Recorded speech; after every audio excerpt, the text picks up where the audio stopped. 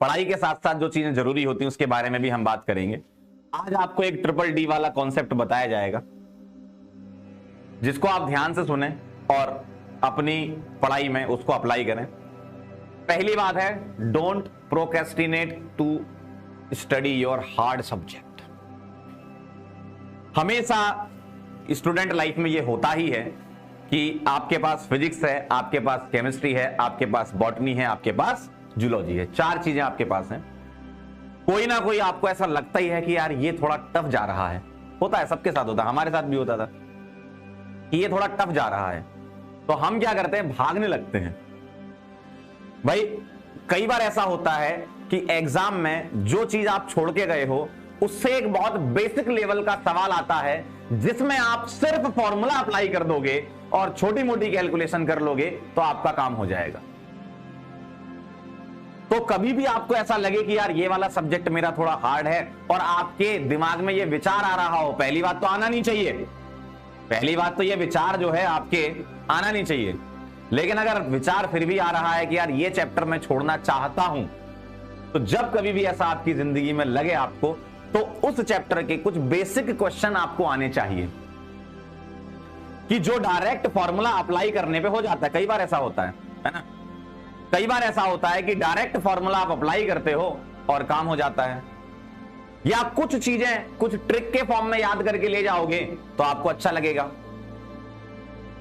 है ना। तो मतलब कुछ बेसिक चीजें आपको लेकर जानी है अपने साथ।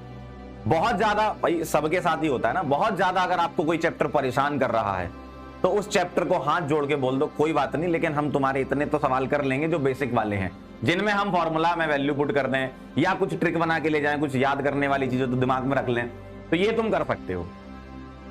ठीक है। सेकंड पॉइंट यहां आता है डिपेंडेबिलिटी। आप बहुत सारी चीजों पे डिपेंड हो जाते हो पढ़ाई के टाइम पे, और अभी वैसे भी इंटरनेट का जमाना है।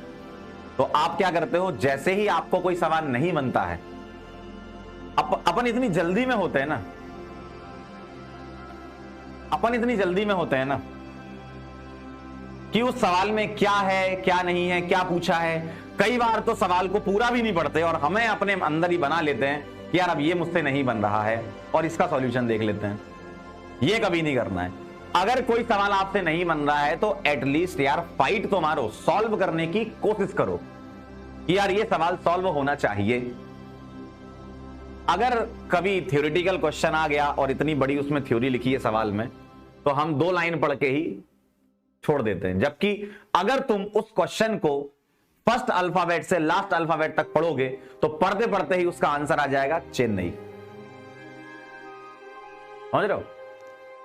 तो हमेशा मतलब ऐसे डिपेंड नहीं होना आपको हर चीज पे। आपको जो भी क्वेश्चन आपके सामने आ रहा है पहले उसको अच्छे से सॉल्व करो।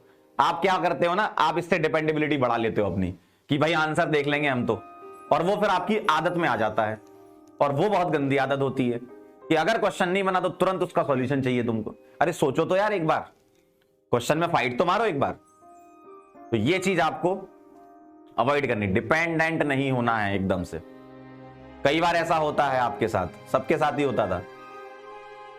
तो जो चीज मैं बोल रहा हूं ध्यान रखो। ठीक है, थोड़ा टाइम लगेगा सवाल करने में, लगा देंगे 2 मिनट 4 मिनट ज्यादा ले लेगा, सवाल लगा देंगे, लेकिन उस सवाल से तुम कुछ सीखोगे तो, उस क्वेश्चन से तुम काफी चीजें सीख चुके होगे। लेकिन उसके लिए फाइट मारनी पड़ेगी, क्योंकि कहते हैं कि slowly is the fastest move. ये ध्यान रखना, लेकिन सही डायरेक्शन में। ठीक। और कभी कभी आप बहुत लंबे लंबे समय तक पढ़ने की कोशिश करते हो, आप बैठ तो भले ही जाते हो। तीसरा पॉइंट जो है, आप बैठ तो भले ही जाते हो, लेकिन एक समय के बाद जब दिमाग आपका भर चुका होता है तो उसके बाद बस आप सिर्फ रीड करते हो, सीखते कुछ नहीं हो उससे। आप बस चीजों को रीड करते रहते हो, आपके दिमाग में कुछ नहीं जाता है। तो हमेशा जब कभी भी पढ़ रहे हो, छोटे छोटे टाइम इंटरवल में पढ़ें। 45 मिनट का एक स्लॉट बना लिया, 1 घंटे का एक स्लॉट बना लिया। ऐसा नहीं कि 3 घंटे तक बैठे हुए हैं। तो ऐसे लगातार आपको नहीं करना है। लगातार स्टडी आपको टाइम खराब करती है। आपको लगता है आपके घर वालों को लगता है हमारा बच्चा हमारा बच्ची बहुत पढ़ते हैं, अरे सर 8-8 घंटे 10-10 घंटे बैठे रहते हैं ये। तो सही में जवाब वही दे रहे हैं, बैठे रहते हैं। आउटपुट कितना निकला आपका? 8 घंटे आप कमरे में बंद बैठे हो आराम से, और आपको भी ये लगता है कि हम पढ़ रहे हैं, लेकिन एक्चुअल में वो यहां नहीं जा रहा है। तो छोटे छोटे टाइम इंटरवल बना के पढ़ो, आउटपुट ज्यादा निकालो। समय सबके पास बराबर है, जो इस बार नीट में टॉप मारने वाला है उसके पास भी समय उतना ही है जितना तुम्हारे पास, और हो सकता है कि इसी बैच से ही आ जाए। क्यों नहीं हो सकता? पढ़ाई करोगे तो बिल्कुल हो सकता है। तो समय सबके लिए बराबर है, समझ रहे हो? तो छोटे छोटे टाइम इंटरवल्स बना बना के, भाई 1 घंटे का आपने एक टाइम इंटरवल बनाया, 1 घंटे पढ़ा, फिर 5 मिनट का थोड़ा ब्रेक ले लिया, घूम लिए, थोड़ा पानी वानी पी लिया घर में, है ना? तो ये चीजें जो है आपको ध्यान रखनी है। ये ट्रिपल डी कॉन्सेप्ट आपको एकदम दिमाग में अपने उतार लेना है, ठीक।